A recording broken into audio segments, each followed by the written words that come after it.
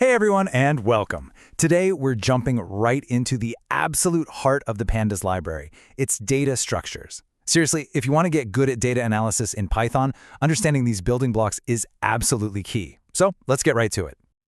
You know the feeling, right? We've all been there. You've got your rows, you've got your columns, and you're trying to wrestle it all into shape with Python lists or dictionaries, and it just turns into a total mess.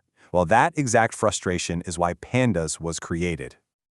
All right, so let's start at the very beginning, with the most fundamental piece of the puzzle. This is the Pandas series. And the easiest way to think about it, it's just a single, really smart column.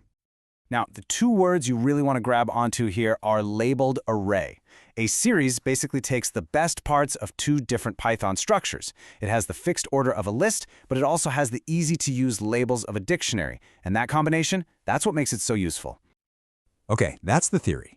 But how do you actually make one? Well, let's check out the two most common ways you'll be doing this.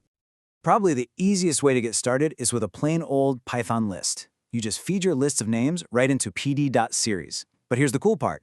You can give it your own custom labels using that index argument. So instead of getting the default 0, 1, and 2, we now have these handy P1, P2, and P3 labels. Or, and this is even slicker, you can use a Python dictionary. Pandas is smart enough to know that the dictionary's keys should become the index and the values should be the data. It's just a perfect fit. Makes the code super clean, super readable. And here's something crucial. A series isn't just a dumb container. It actually knows what kind of data it's holding. It figures out if you've got whole numbers, text, or even dates and times. And that's so important because it lets Pandas run calculations way more efficiently. Okay, so we've got the column down. Now it's time for the main event.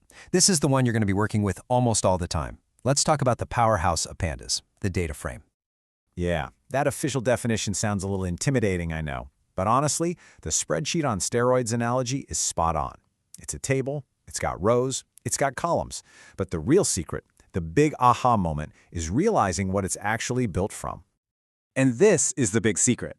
Don't think of a data frame as some brand new, complicated thing. It's not.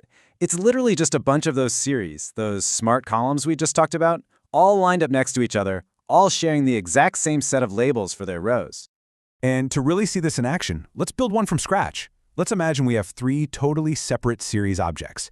We've got one for names, another for ages, and a third for cities. Right now, they each have that default index of 0, 1, and 2. So what we do is we put these series into a dictionary. The keys we use, name, age, city, those become our column headers. We pass that whole thing to pd.dataframe and bam! Just like that, they snap together like Legos to form our table. Each column is still a series, all perfectly aligned by that shared index. Now, besides building them from series, these are the two patterns you're going to see all the time. On the left, a dictionary of lists. That's perfect when you think about your data column by column. On the right, a list of dictionaries. That's the way to go when your data comes in record by record, row by row. Okay, we've been throwing around the word index a lot, and for a really good reason. It's the third and final piece of the core puzzle. The best way to think about the index is like a GPS or an address book for your data. It's how Pandas finds everything so darn fast. So the index isn't just a simple list of labels. It's a special, highly optimized object inside Pandas. Its entire job is performance. It's the secret sauce that lets Pandas line up data from different tables and columns instantly, which is something you need to do constantly in data analysis. And just like data types, you have different kinds of indexes for different jobs. You've got the default range index with simple numbers. You can use meaningful text for product IDs. There's a super fast date-time index that's a must-have for time series. You can even have a multi-index for really complex, layered data. And these two operations, you are going to use them all the time. You use setIndex when you want to take one of your existing columns and make it the official address book for your rows. And if you ever change your mind, resetIndex just turns that index back into a regular column, giving you the default numbers again. Simple as that. All right, you've got the three core pieces of the puzzle now: series, data frame, and index. So let's wrap this up with a couple of serious pro tips that'll make your code not just work, but work really, really well. This right here is an absolute game changer, especially when your data gets big. First, you always diagnose the problem. Use .info to see where the memory is going.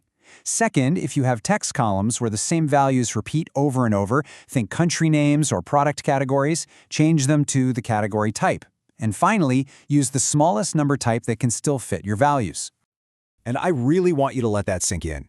The impact of that tip is just staggering.